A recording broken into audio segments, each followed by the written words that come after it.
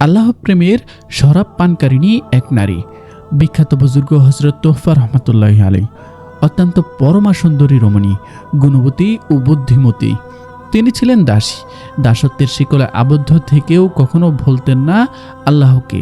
আল্লাহ প্রেমের বেকুলতা চেয়েছিল তার হৃদয়ে। বিখ্যাত ওলি হজরত সিররি রহমতুল্লাহ আলাই বলেন, এক রাতের কথা, আমার ঘুম হচ্ছিল না। অজানা এক অস্থিরতা বিরাজ করছে আমার মাঝে। বিছানায় এপাশ ওপাশ ঘুরিয়ে কোনো মতে রাত কাটালাম।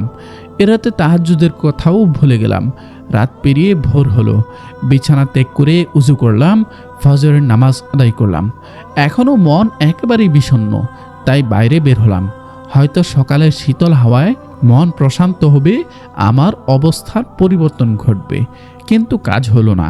এবার দৃষ্টি পড়ল জামে মসজিদের দিকে। সেখানে বয়ান হচ্ছে। মসজিদে প্রবেশ করে বয়ানে বসলাম।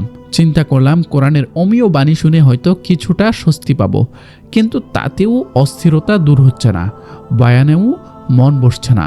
চুপচাপ কিছুক্ষণ বসে সেখান থেকে উঠে এলাম।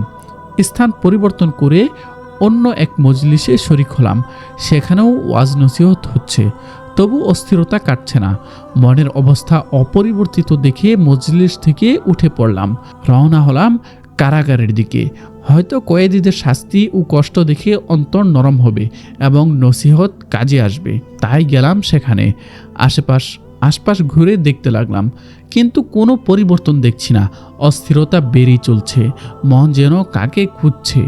কয়েদখানার ভেতরে প্রবেশ করলাম। এদিক ওদিক তাকিয়ে ইচ্ছে করলাম কয়েদিদের কঠিন শাস্তি যেখানে হয় সেখানে প্রবেশ করব। তাই করলাম। প্রবেশান্তে দেহ মন নাড়া দিয়ে উঠল। প্রথমেই দৃষ্টি পড়ল দামি ওড়নায় মাথা আবৃত এক সুন্দরী তরুণীর উপর। হাত করা ও পায়ে বেরি পরা ছিল। আমি কাছে গেলাম। মূল্যবান এক সুগন্ধির সুবাস পেলাম। এ সুবাস আমার অর্ধেক স্বস্তি ফিরিয়ে আনলো। তার পবিত্র শরীর হতে এই মনোমুগ্ধকর ঘ্রাণ।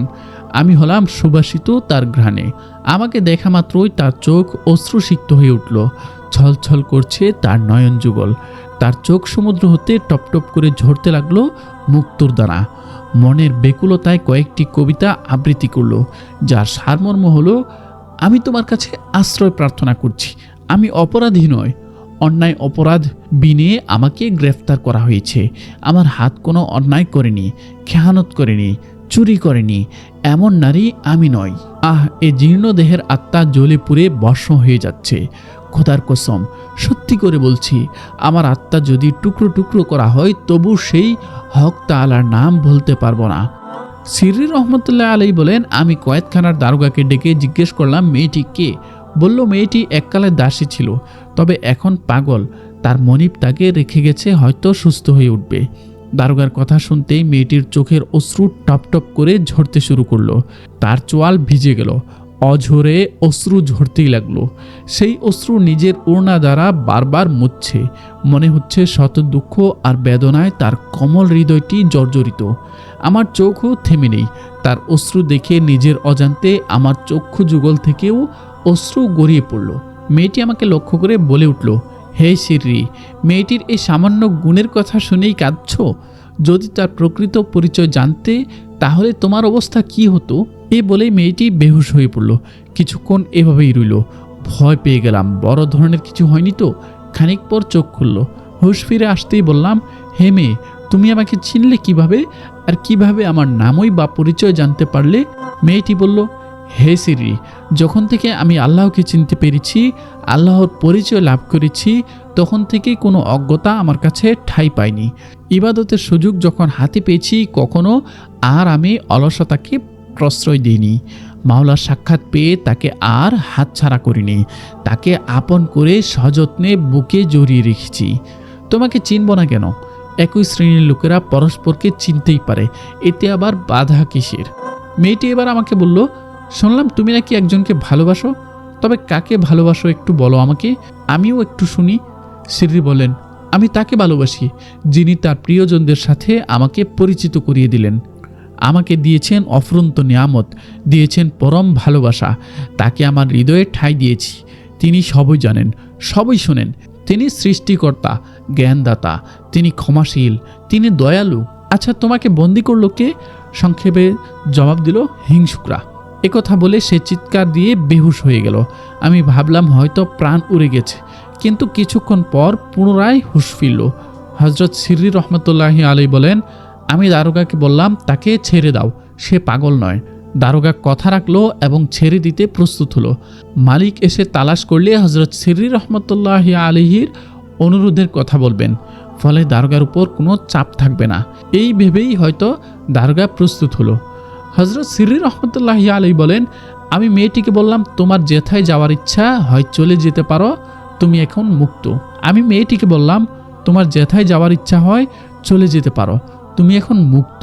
মেয়েটি বলল, যাব কোথায়? পথ তো বন্ধ।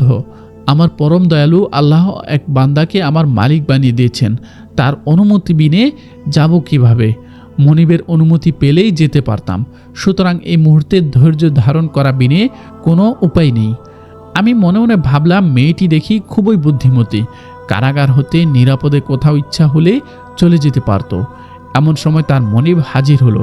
দারোগাকে জিজ্ঞেস করলেন, মেয়েটি কোথায়? দারোগা বলল, ভেতরে আছে। শেখ সিররি রহমতুল্লাহ আলাইহি তার সাথে কথা বলছেন। আমার উপস্থিতি জেনে তিনি আনন্দিত হলেন। ভেতরে এসে আমাকে সালাম করলেন, আমাকে সম্মান করলেন। আমি বললাম, মেয়েটি আমার চেয়ে অধিক সম্মানিত এবং সম্মান পাওয়ার যোগ্য, তবে তুমি কেন তাকে পছন্দ করছো না? তার মনিব বললেন, আমি কি করব? সে নিয়মিত খাওয়া দাওয়া করে না, নিজেও ঘুমায় না, আমাদেরকেও ঘুমাতে দেয় না, সর্বদা অজানা এক চিন্তায় মগ্ন থাকে, সামান্য বিষয়ে কান্নাকাটি করতে থাকে, যেন কান্নাই তার সম্বল। আমি অনেক আশা ভরসা করে 20,000 দিরহাম দিয়ে তাকে খরিদ করেছিলাম। দেখলাম তার মাঝে বহু গুণের সমাহার, সে অনেক ধরনের কাজ জানে। ভাবলাম তার দ্বারা আমি লাভবান হব। আমি বললাম, তার মাঝে কী গুণ রয়েছে? মনিব বললেন, সে নিজে অনেক সুন্দরী, আবার সুন্দর সুন্দর গান গাইতে পারে। সব কিছু ছেড়ে কিসের আশায় সে পাগল পারা বলতে পারলাম না।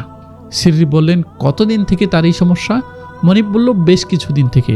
সিররি বললেন, একে আমার কাছে বিক্রি করে ফেলো। মনিব বলল, কি বলছেন? এত টাকা আপনি পাবেন কোথায়? সিররি বললেন, এই চিন্তা তোমাকে করতে হবে না, আমি ব্যবস্থা করব।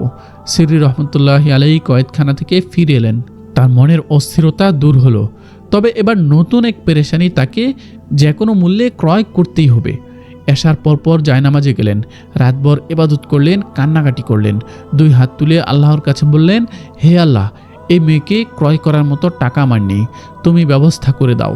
মেয়ের মনিবের কাছে আমাকে লাঞ্ছিত করো না। সিররি রহমতুল্লাহি আলাইহি বললেন, আমি আল্লাহর দরবারে কাঁদছি, আল্লাহর দরবারে মনের বেকুলতা খুলে বলছি। এর মধ্যে শুনতে পেলাম দরজায় ঠক ঠক শব্দ, কে যেন দরজায় করাঘাত করছে। আমি ভেতর থেকে বললাম, কে? বাহির থেকে আওয়াজ এলো, আপনার এক বন্ধু, দরজা খুলুন।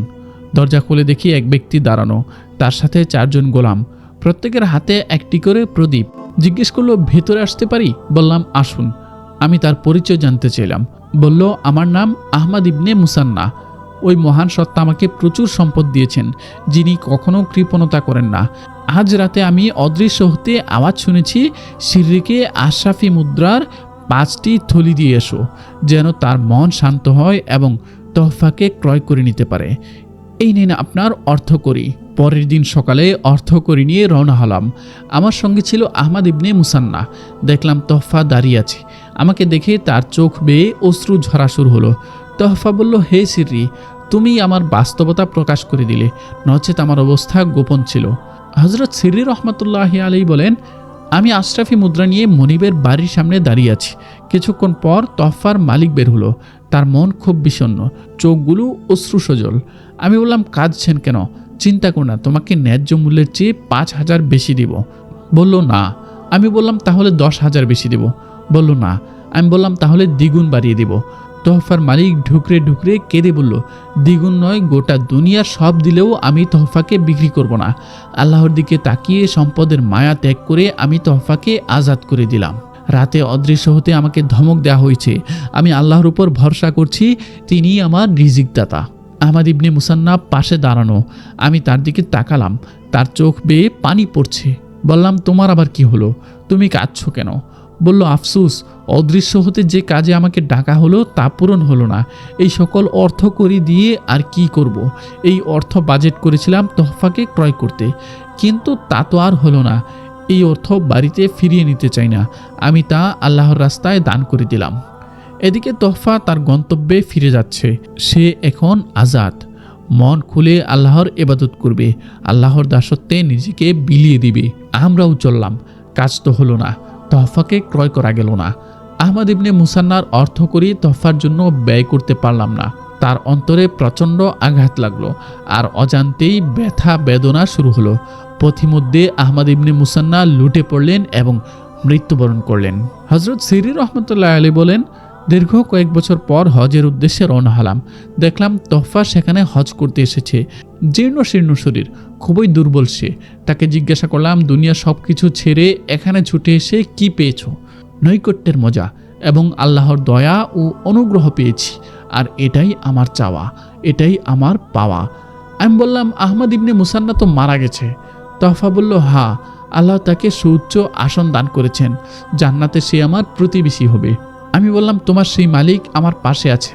আমার কথা শুনে তোহফা মনে কি দোয়া পড়ল এবং জমিনে লুটিয়ে পড়ল। আমি তাকিয়ে দেখি কাবার সামনে তোহফা মৃত হয়ে পড়ে আছে।